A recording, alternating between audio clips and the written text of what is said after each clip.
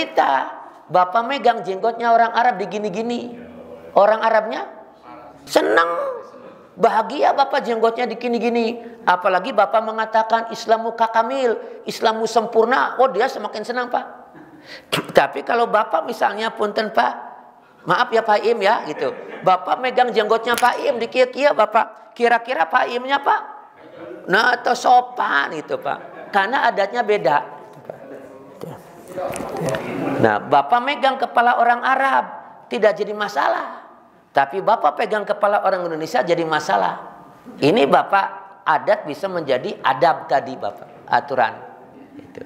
Ya Pak. Ada yang umum, ada yang khusus lah Pak. Punten Pak, kembali ke fotokopiannya. Di hadis yang berikut ini sudah kita kemukakan tadi. Ini adalah doa kita masuk ke komplek kuburan. An Aisyah dari Aisyah qalat berkata, faqatu ta'ni Nabi sallallahu alaihi wasallam, saya pernah kehilangan Nabi sallallahu alaihi wasallam.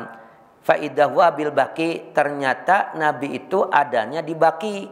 Faqala, nabinya mengucapkan bapak masuk ke Baki, komplek kuburan, assalamualaikum daraqamil mu'minina antum lana farotun wa inabikum laikun o malat tahrimna ajrahum malat taftina ba'dahum bapak. Jadi ini doa kalau kita masuk ke komplek kuburan.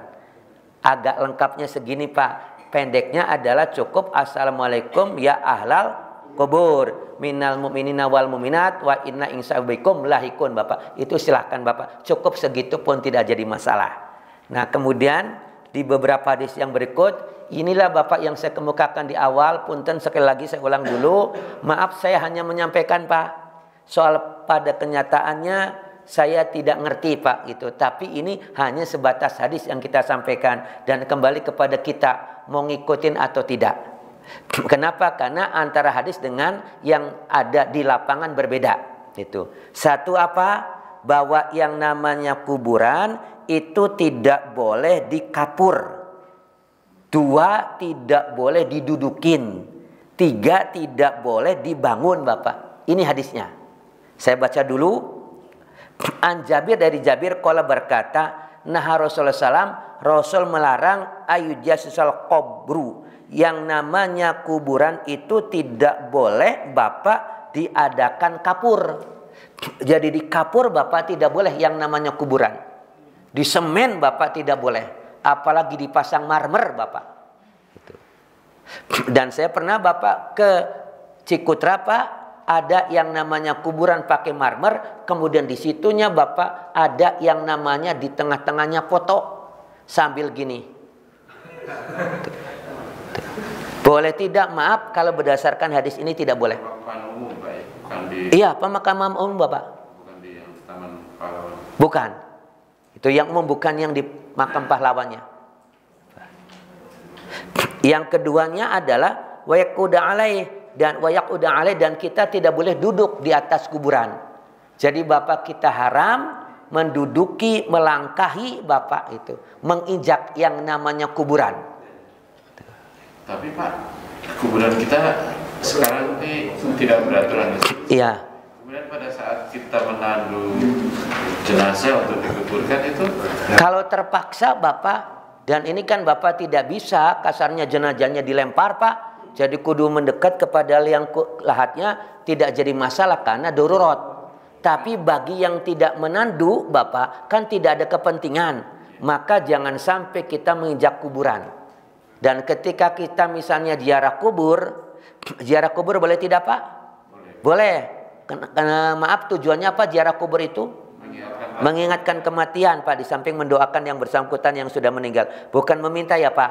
Nah kalau Bapak ziarah kubur punten, maaf sekali, Bapak harus tidak kita kudu dekat sama yang namanya kuburannya. Tidak usah Pak. Dari kejauhan pun tidak jadi masalah. Ketika kalau kita dekat kudu menginjak, maka lebih baik dari jauh saja. seperti ikhtilaf aja gitu. Boleh Bapak, seperti waktu kita haji tidak usah yang namanya mencium hajar aswadnya Pak itu. Nah terus yang ketiganya adalah wa'ibna alaih, dan kuburan itu tidak boleh dibangun Pak itu. Tetap Bapak saya terus terang memegang ini. Makanya satu Pak, saya berharap saya meninggal di kampung. Kenapa? Karena di kampung saya masih banyak kuburan yang dikubur maaf Pak, sesuai dengan aturan Islamnya. Termasuk yang kedua, ibu saya Pak, dikubur Bapak tidak ada yang namanya Bapak bangunan. Hanya sebatas punten Pak, gundukan tanah 1 jengkal supaya tidak erosi. Bapak ngerti erosi kan? Palit Bapak tanahnya itu ke bawah air, maka dikasih yang namanya batu-batu koral. Tuh, Pak. Kemudian di pinggirnya Bapak dikasih batu bata. Kemudian ditancepin Bapak batu, sudah Bapak. Nggak dikasih nama Pak ya? Tidak dikasih nama, karena nanti ada kuburan tidak boleh diberi nama. Dan saya pernah Bapak, waktu pulang kampung, saya kemudian habis dari kuburan, ibu saya kemudian Bapak saya nanya, yang mana kuburannya yang anu? Kata Bapak saya salah. Tuh, Pak. Maaf Pak, ketika saya duduk di dekat kuburan dan itu bukan kuburan ibu saya, jadi masalah tidak? Tidak, karena tetap doanya nyampe juga. Jadi seperti di Baki ya Pak ya? Nah betul Pak, seperti di Baki, di Makla, di Uhud Bapak, kuburan yang benar itu adalah model kayak gitu. Sehingga saya perkuat ya, Bapak di Uhud ada yang namanya kuburannya Hamzah. Dan Bapak silakan cari mana kuburan Hamzah, ketemu tidak? Tidak, sebab apa tidak ketemu? Tidak ada namanya. Tuh Pak. Kalau kita mah dibagus-bagus Pak. Dan itu Bapak punten, yang namanya kita membagus-baguskan kuburan, maaf sekali, itu merupakan bagian daripada nihayah, bagian daripada meratap.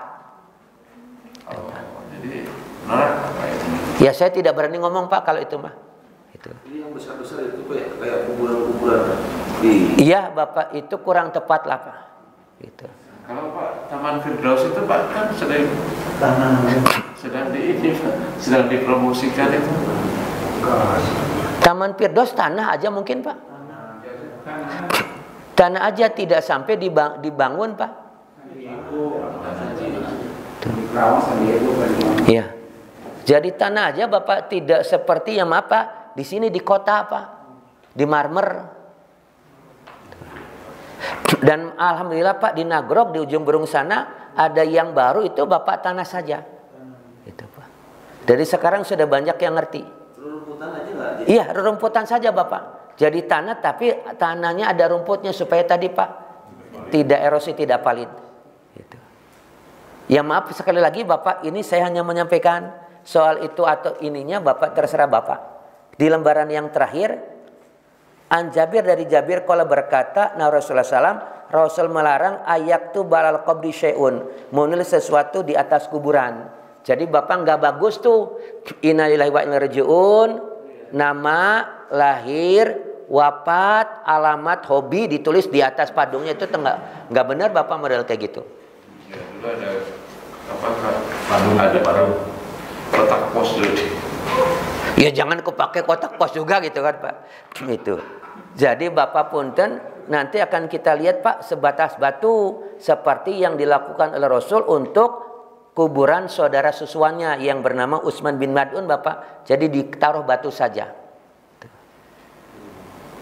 Tapi kalau di kita kan udah kebiasaan gitu Pak, jadi ada padung ditulis. Iya, makanya saya tadi Bapak, saya tidak berani komentaran, yang jelas saya hanya menyampaikan hadis. Soal itu mah kembali kepada pribadi. Gitu. Kalau misalkan saya udah tahu ilmunya, apa kasih tahu atau dibiarkan? Kasih tahu Bapak. Gitu. Dan saya alhamdulillah Pak punten ya, maaf Pak. Waktu ibu saya meninggal Pak, saya sudah kuliah. Adik saya Bapak itu ada yang masih MTS, di samping ada yang masih SD Pak. Kemudian waktu mengantarkan jenazah ibu saya ke komplek kuburan, adik saya bilang, itu ada kuburan yang dibangun padahal kan tidak boleh. Kata siapa tidak boleh? Saya bilang, kata guru di MTS katanya. MTS Madrasah Sanawiyah Pak itu. Saya bilang alhamdulillah adik saya ngerti itu Pak. Itu tahun 90 Pak. Itu. Pak, ya. Sebenarnya di Baki maupun di Makla itu Pak, itu kan kuburan tuh bisa ditambah terus. Ya. Artinya katanya tulang itu diambil. Iya. Sehingga bisa diperbarui terus. Betul. Betul boleh Pak. Tidak jadi masalah. Sebenarnya kalau kita laksanakan di sini juga bisa. Cuman di Indonesia Bapak langka model kayak gini.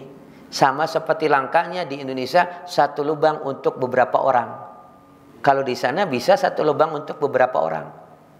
Itu. Dan itu memungkinkan Pak, boleh saja. Dan zaman Nabi pun sudah dipraktekkan. Jadi misalnya nih Pak, dalam peristiwa perang Uhud, kan yang namanya sahabat Nabi yang gugur sampai 70 orang.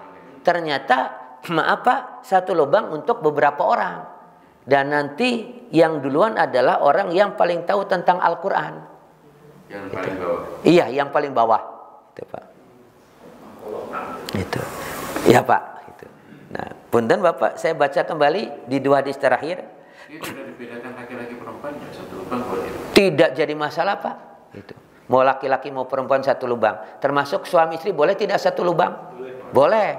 Dan maaf Bapak, antara orang yang mati misalnya jauh ataupun dekat, ada tidak pengaruhnya? Tidak ada. Contoh konkret Pak ya, saya kemukakan dulu. Ada istrinya meninggal, kemudian suaminya bilang sama anak-anaknya, nanti nak kalau bapakmu ini meninggal, tolong kuburkan jenazah bapak dekat kuburan ibumu. Maaf sekali Pak, ternyata wasiat ini tidak dilaksanakan. Dosa tidak anaknya? Tidak, karena bukan suatu yang wajib. Dan pertanyaannya, ketika misalnya bapak dikuburkan dekat, ada tidak pengaruhnya? Pasti nanti di akhiratnya bareng terus? Tidak juga Pak. Itu. Ketika jauh Bapak, mungkin tidak jauh terus. Tidak Bapak. Karena tidak ada pengaruh. Dan untuk dijadikan ilmu lah, maaf Pak, bagusnya jenazah itu meninggal, dikuburkannya di mana? Di tempatnya meninggal. Jadi maaf Pak Aryo ya, Pak Aryo ini kan orang Jogja aslinya. Meninggalnya di Bandung. Maaf, jenazahnya apakah bagus dibawa ke Jogja? Ya tidak, bagusnya dikuburkan di Bandung di sini. Makanya saya tadi bilang Pak, saya berharap saya meninggalnya di kampung. Supaya apa? Supaya nanti saya dikuburkannya di kampung. Ya, mangga Pak.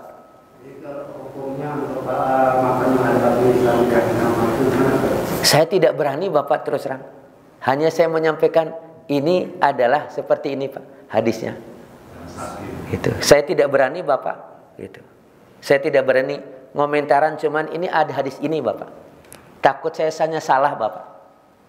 Saya tidak berani Pak. Pak, satu lagi Pak, ada hadis Pak mengenai yang dikuburkan di laut Pak. Ada nggak? Ada, ketika ada orang meninggal Pak, susah untuk dibawa ke darat. Gitu. Atau dalam satu peperangan. Iya Bapak. Kalau itu terpaksa Bapak, terpaksa silakan. Gitu, Pak. Kalau tidak bisa terbawa ke darat sampai di daratnya berbulan-bulan misalnya Pak, daripada membahayakan yang hidup, maka silakan. Jadi gini Pak, sebelumnya Bapak punten, saya perkuat dulu. Ada tidak Bapak larangan kita tidak boleh membakar yang namanya binatang? Ada, apalagi manusia. Jadi orang tidak boleh Pak membakar tikus, apalagi manusia yang dibakar. Tapi dalam kondisi tertentu Pak, mungkin tidak kita menjadi boleh membakar manusia. Mungkin Pak, ketika apa? Terjadi Bapak yang namanya taun Bapak misalnya punten Pak, ada wabah penyakit dan orang banyak yang bergelimpangan mati Pak, susah untuk dikubur secara normal, maka silakan Bapak dengan cara dibakar karena terpaksa.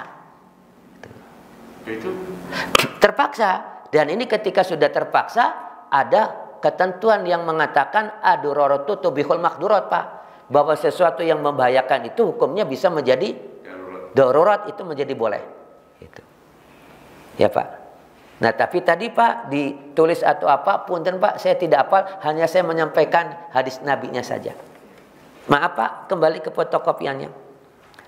An Abi Hurairah, dari Abu Hurairah qala berkata, qala Rasulullah SAW, telah bersabda Rasulullah SAW, la ayyadisa ahadukum la jamratil. Ketika seseorang duduk di atas bara api, tuhrikuhu, yang membakarnya, khairul lahu, lebih baik daripadanya, lebih baik baginya Pak, min ayyadlisa ala qabri, daripada dia duduk di atas kuburan. Jadi orang yang duduk di atas bara api itu lebih baik baginya daripada dia duduk di atas kuburan. Lebih panas berarti Bapak ini. Jadi mendingan duduk di atas bara api daripada duduk di atas kuburan. Sementara terus terang Pak, kalau kita misalnya ikut Bapak mengantarkan jenazah, orang itu dengan entengnya Pak dengan gampangnya dia duduk di atas kuburan. Tuh, Pak. Dan kita yang ngerti Bapak usahakan hindari, Pak. Jangan sampai kita lakukan. Jadi kita sebaiknya berdiri saja. Berdiri saja, Pak, atau cari tempat duduk yang tidak menduduki kuburan. Iya, Bapak, kalau Bapak kasih tahu satu-satu, orangnya banyak, Bapak repot. Gitu. Bukan, Bapak. Jadi misalnya ini kuburannya, Bapak ya, tentunya wilayah kuburannya ini tidak boleh didudukin. Jadi kayak seperti orang sholat aja itu adalah Iya, sutronya betul. Tuh. Nah terakhir Bapak ini, ya, An Anas bin Malik, dari Anas bin Malik, an Rasulullah SAW a'lama memberi tanda kubra Utsman bin Mad'un, kuburan Utsman bin Mad'un, saudara susuannya Pak, bisokhroh, dengan menggunakan batu. Jadi Nabi Muhammad Pak punya saudara, tapi bukan saudara kandung, saudara susuan. Namanya Utsman bin Mad'un. Ketika Utsman bin Mad'un itu meninggal dunia duluan, ternyata nabinya memberi tanda dengan batu di bagian kepala Utsman bin Mad'unnya itu, Pak. Itu. Tapi tetap tidak ditulis namanya, hanya sebatas dikasih tanda dengan batu. Ini aturannya, Pak ya. Sekali lagi saya hanya menyampaikan hadisnya. Soal prakteknya Mak itu saya kembalikan kepada Bapak. Itu. Dan saya tidak berani ngomentaran, Pak, terus terang. Masang komunikasi itu malah jadi masalah, doakan saja di hati Pak, itu gimana solusinya? Ya Bapak, kalau bisa dirubah, kalau kata saya Bapak rubah. Tapi paling tidak sudah disampaikan dengan Betul sudah disampaikan, karena kewajiban kita hanya mengingatkan. Soal dia nurut atau tidak itu kan bukan urusan kita. Jangankan kelasnya kita, Rasul saja Pak, hanya tugasnya basyira wa nadhira, memberikan kabar gembira dan memberikan peringatan. Rasul saja tidak ada wewenang, tidak ada kekuasaan untuk membuat orang itu soleh, Pak. Gitu. Apalagi kelasnya kita. Betul sekali. Ya. Sudah dulu ya Pak, karena sudah jam 9. Mohon maaf apabila ada kata-kata yang salah, kurang berkenan di hati Bapak, dan terima kasih atas kehadiran perhatiannya.